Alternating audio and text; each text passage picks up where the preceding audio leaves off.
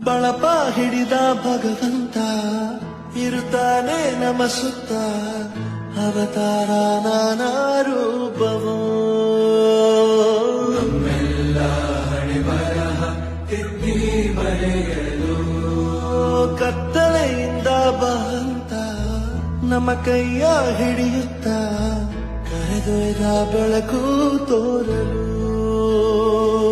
ಭಯವಾಗಿ ಗದರೋದು ನಮ್ಮ ಬೆಳೆಸಲು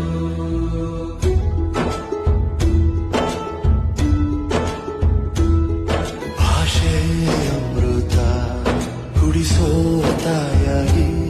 ಭಾಷೆಯ ಅಮೃತ ಕುಡಿಸೋ ತಾಯಾಗಿ ಭವಿಷ್ಯ ಬರೆವಂತ